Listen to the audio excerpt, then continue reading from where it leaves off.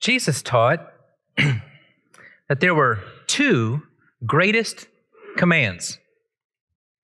First is to love the Lord with all your heart, mind, soul, and strength.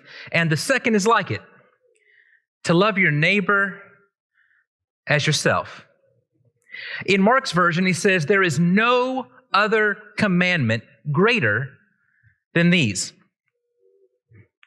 It's easy to forget how revolutionary that is. In the ancient world, the Greeks taught that the secret to life is to know thyself. The Romans came along and they said it's to defend thyself. Modern pop psychology says the secret to life is to discover yourself. And Jesus taught it's to deny yourself. We're supposed to deny ourselves and replace self with something else. And that something else is love. Love. Jesus chose a really interesting word for love. It's unlike every other word in the New Testament for love. This love, Jesus taught, is not like the kind of love you have when somebody gives you something you like and so you like them back. Instead, it is love that is directed towards someone else, rooted in someone else, for the sake of someone else, and it changed everything. Did you know that in the ancient world, there was no such thing as an organized charity effort or a hospital open for all in need? That started with Christians. There's an ancient writer who said, nobody gives anything to anyone if they can help it. And then Jesus came along, and he told stories about hurting people on the side of the road and what it means to be neighbor. He even told a judgment scene story in Matthew 25, where the only criteria in that story was, what did you do or not do to the least of these, my brothers, who were hungry and thirsty and naked and in need? Whatever you did to me. And Christians took notice. Christians began the first organized charity efforts. And you can still see the effects of it in the language, from Salvation Army to the YMCA, from Florence Nightingale to Louise Pasteur. Christianity has played a crucial role in the formation of organized care. Just think of the closest hospital to the city where you were born and grew up, and think if the name Baptist or Methodist is attached to it. That's not a coincidence. Think about this. What it means to live out of love for God, love for neighbor, is to care for others. It's a love that's rooted in someone else, directed towards someone else for the sake of someone else. Show me what you do, and I'll show you what you love. Show me what you love, and I'll show you what you are going to become. It was Augustine, back in the 4th century, who coined the phrase, you become what you love. Maybe you've heard that phrase before. Francis of Assisi picked it up and made a very similar phrase. His student Clare of Assisi made a similar phrase. And in a really good book written a few years ago called The Road to Character by New York Times columnist David Brooks, he explains what that means. Listen to this quote. We become what we love because only love compels action. We don't become better because we acquire new information, but because we acquire better loves. We don't become what we know. Education is a process of love formation. When you go to school, it ought to teach you better and newer things to love.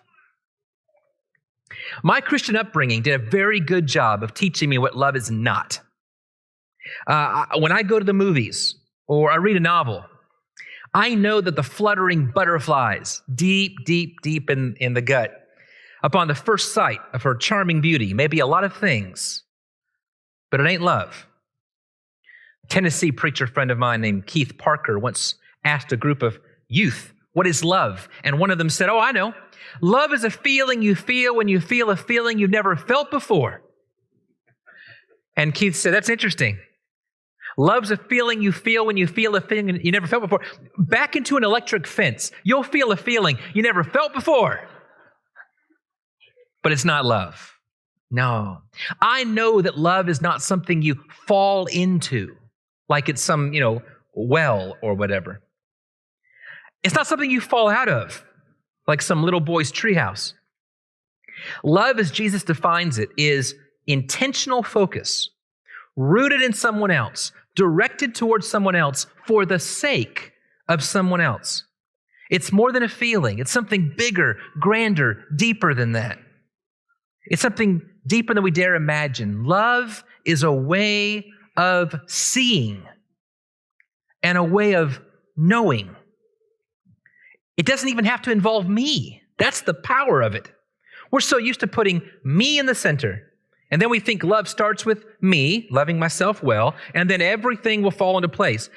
But what if love isn't really about me at all? What if it's so much about something else that I begin to see and know in such a way that God in His world, not me in my world, becomes central? When the Lord lays out for us the two greatest commands, He's not primarily thinking about rules on a checklist.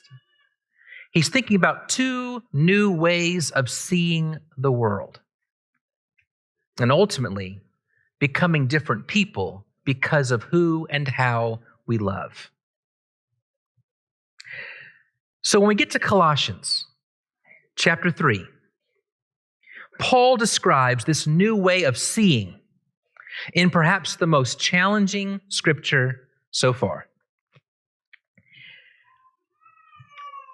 I don't know a deeper, broader, more far-reaching passage than a little phrase that's trapped inside a little verse in Colossians 3 and verse 11. Paul says, here, Christ is all and in all. On August 19th, 1871, Charles Spurgeon leaped into the pulpit of the Metropolitan Tabernacle Church in London to preach on this text. And he began with these words, "This little text is one of the greatest in the whole Bible, and I feel lost in its boundless expanse. I cannot navigate so huge a sea. My skiff is too small. I can only coast along the shore. Who can compress all things into one sermon? If I were to try to tell you all the meaning of this boundless text, I would require all the time and eternity, and even all the tongues, human and angelic, could not avail me the compass of the whole. We will swim in this sea, though we cannot fathom it, and feast at this table, though we cannot reckon upon its costliness." But I think we have to try. I'm reminded of the words of President Kennedy in his inauguration. These things may not be accomplished in the first 100 days, or even in the first 1,000 days, or maybe even not in my lifetime on this planet, but we must let us begin. Well, let's begin. Paul makes 2 points. Number one, for the believer, Christ is all. Is that right? Paul has already told us in Ephesians that we didn't learn Christ like the rest of the world. We learned Christ differently. How different? Well, in the next book in Philippians, Paul says it changes the way we see ourselves and changes the way we see the church. And then in Colossians, it changes the way we see the whole world. Christ is all? I have a friend named Randy Harris who taught for years out in Texas, and he tells a story about going to visit a couple to do a Bible study. It was at the wife's request. So he gets to the door, goes inside, and it's very clear that the husband is hostile. I mean hostile. He's trying to read through the Gospels, and she's sitting there listening very patiently. And he is getting up and going back to the back and coming back in and saying a few rude comments and going back to the back, coming back in and just being, I can't believe you're here, and going back to the back, and coming back and saying, this is ridiculous, and going back to the back. And after the first Bible study is over, she begs him to come back, and he's thinking, well, okay. So he comes back and back and back. And with every meeting, as he's reading through the Gospels, he notices less and less anger on this man's part and more interest as the gospel begins to take a hold of his heart. They get to the end of the gospel and he says, this sounds like a very powerful message. What should I do about it? And he says, keep reading. They get to the book of Acts. They start hearing about these people who give up everything. Everything. They put their life on the line, their reputation, to become disciples of Christ. And then they take all their stuff and they sell it and they give it to the poor and to each other. Everything changes. And he says, I want to be like that. What should I do? He says, let's keep reading. They get to the end of Acts and the man says, I can't take it anymore. I want you to baptize me right now. I want to give everything I've got to Christ. And then the wife interjects. Thanks him very much for these very nice meetings, appreciates all that he's done, but this has gone a little too far, and begs him to leave. And Randy says he can't believe he didn't notice it until that moment. That he was hearing, Christ is all. But what she wanted was a little extra religion to put on an already full plate. Either Christ is Lord of all, or he is not Lord at all. That's the story. That's the story from first to last in the Gospels. There are some people for whom Jesus is much, but not all. He's our co-pilot. He's a help. He may even be a ghostwriter for our autobiography, but it is our biography. He's the relief pitcher we call in when we've relied on our own strength for most of the way, and then we just need a little extra to, get over the finish line. He's the putty that we use to fill the gaps in our character, to cover the pitfalls in our story, as if our good deeds, which count as filthy rags, could count for anything. As if our natural temperament can get us part of the way, and then the Spirit can cover the rest. As if our best ideas, our best intentions, our fine reputation, our ingenuity, our righteousness can cover the cost of the bill, and we need Jesus to put in the tip.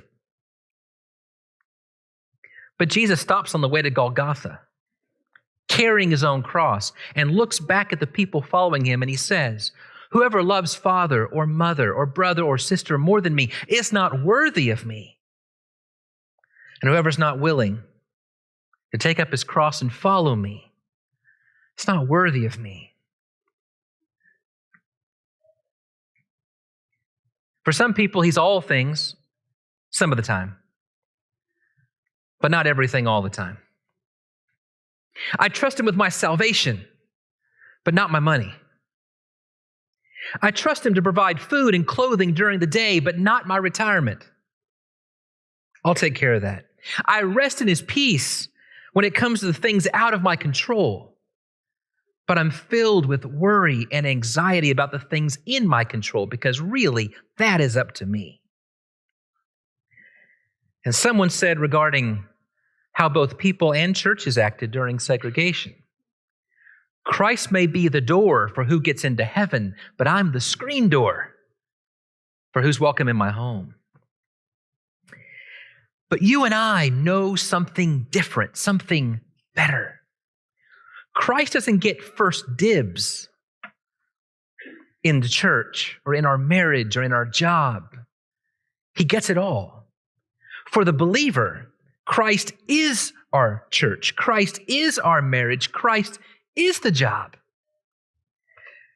Paul once said, "For me to live is Christ." Think about that.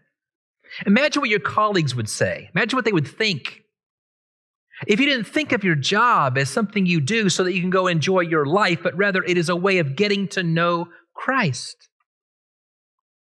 For us, to work is Christ. To be married is Christ. To raise children is Christ. To go grocery shopping, to plant trees, to play in the yard, simply is to live and bask in the glory of Christ. And it becomes hard to say, I hate my job. My marriage is boring. My town's got nothing to offer. Because Christ hasn't become these things to us. We didn't learn Christ that way. We learn different. We believe different, and so we are different. We don't worry like the rest of the world because we have Christ, and Christ is all. We don't live and love and respond simply when people give to us or serve us or love us or pay back what's been paid to us. We see Christ, the servant of all, and we say, that is my life. And people take notice. They watch us living, they watch us loving, they watch us serving, and they say, surely that one has been with Jesus. For to me to live is Christ. C.S. Lewis once said that it's easy to think that a church has a lot of different objects: education, building, missions, holding services. But the church exists for no other reason but to draw men into Christ and to make them little Christs. If they're not doing that, all the cathedrals, clergy, missions, sermons, even the Bible itself are simply a waste of time. God became man for no other purpose. Imagine if we believe that Christ is all. But Jesus likes to give two twin commands right back to back, and Paul does too. So right on the heels of saying Christ is all, Paul is the second point. Christ is in all. Now that could mean Christ is in all believers. I mean, in the context, the first verse of the chapter says, since you've been raised with Christ, seek those things that are above. And it begins by saying, here there's no slave nor free, but we're all one in Christ, as Galatians says it, or here Christ is all in all. It could mean that Christ is in all believers.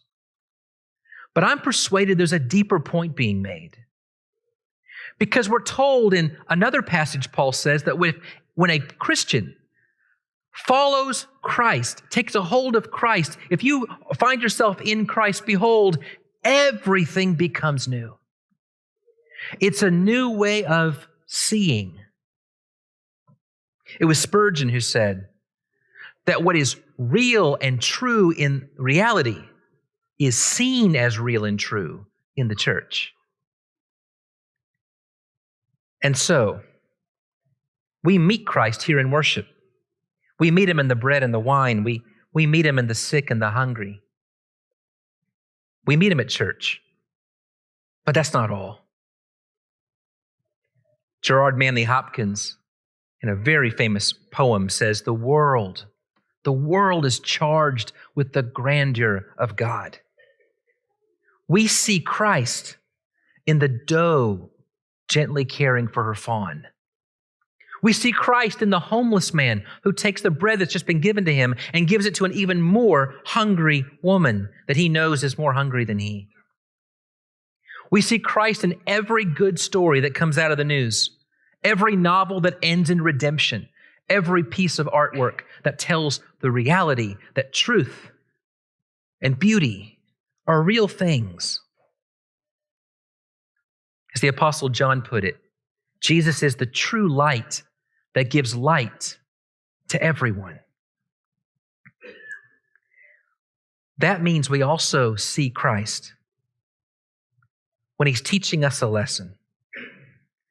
We see Christ in the enemies of the cross who critique our religion and shine a light on our hypocrisy.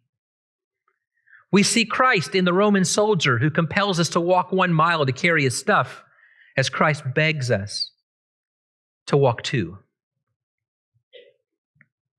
And we believe there's something of Christ in every person because every person's made in the image of Christ, which means every person is redeemable. But that can't be right, can it? I mean, Christ can't be in that demon child at the restaurant whose parents simply will not make them quiet. Christ can't be in those classmates out to harass and abuse me, can they? What happens if you see Christ in your next door neighbor? It's easy if it's Kenneth, who was our next door neighbor when we lived on Caleb Tribe. Kenneth would do anything for anyone. All he asked was for a coconut pie. When Jesus says, love God and love your neighbor, people assume that means love those who are really good to you. So Jesus clarifies. I say unto you, love your enemies. And if you love only those who love you, what good is that? Even the scoundrels do that. If you're friendly only to your friends, what good is that? Even the heathens do that. To really love your neighbor is to see Christ in your neighbor. What if we look for Christ in people we really can't stand? Again, it was Lewis who said, don't wait around to really love them. I mean, don't wait around until you like them. Just go ahead and love them. And if you love them, over time, you just might find that you'll start to like them. Let me push a bit further. See Christ in that high school bully that you can't stand. See Christ in that job on the honey-do list that you really don't want to do. See Christ in the political party that you think is barely Christian. See Christ in the boss you loathe, the father who never loved you, the Starbucks barista who never gets your name right, the person in the Ford F-150 who cuts you off without looking, and the Little League coach who never plays your son enough. What would we call it if we were able to see, I mean truly see, Christ is in all? I think we begin to see what it means to love. Because these 2 points, that Christ is all and Christ is in all, are in the middle of a love chapter. Did you notice that? When we think of a love chapter, we think of 1 Corinthians 13. Love is patient, love is kind, it's not self-seeking, it's not rude, it's not proud. That's right. But that description of love is very similar to what we get in Galatians 5 with the fruit of the Spirit. Love, joy, peace, patience, kindness, goodness, gentleness. These are all parts of love. Love is at the top of that list. And it introduces a list given by Paul after he talks about a list of actions absent of love, like idolatry and anger and wrath. Well, look at our chapter again, Colossians 3. What do we find? In verses 5 through 9, we have a list of those attitudes of the heart and actions of the body that are devoid of love. Put these away, Paul says. Instead, look in verse 12, put on the very description that we know so well. Compassionate hearts, kindness, humility, meekness, and patience. And above all these, Paul says in verse 14, put on love, which binds everything together in perfect harmony. Do you know why? Because there's no better description of God than this. God is love. And Christ is all in all. If God is love, and God through Christ is all and in all, then love binds everything together in perfect harmony. So how should children respond to their parents? How should servants respond to their bosses? How should husbands love their wives? Serving the Lord Christ, who is all in all, is the answer. That's not just your wife, that's Christ to you. That's not just your husband, that's Christ to you. You're not just enduring a marriage. You're coming face to face with Christ. And in every moment, you have the opportunity to practice the presence of God if you see with new eyes. There's a new way of seeing as we look for Christ everywhere we look. Gerard Manley Hopkins wrote another poem in which he used the line, Christ plays in 10,000 places. And what he meant is, you can see him in the limbs of insects, in the beauty of birds, and you see him when people live out what they were meant to be. And he says, when you live out what you're meant to be, what people see is Christ. For Christ plays in 10,000 places. Hear the words of St. Paul to the Thessalonians. May the Lord make you increase and abound in love for one another and for all, just as we abound in love for you. Show me what you do, and I'll show you what you love. Show me what you love, and I'll show you what you will become. May we become little Christs as we learn Christ and see the whole world anew. I want to read a benediction out to you. This comes from the 5th century. It's called the Prayer of St. Patrick. It goes like this. Christ with me, Christ before me, Christ behind me. Christ in me, Christ beneath me. Christ above me, Christ on my right, Christ on my left. Christ when I lie down, Christ when I sit down. Christ when I arise. Christ in the heart of every man who thinks of me. Christ in the mouth of everyone who speaks of me. Christ in every eye that sees me. Christ in every ear that hears me. You may be the only Bible some people ever read. What chapter are they reading when they watch you? I pray that it's a chapter on love.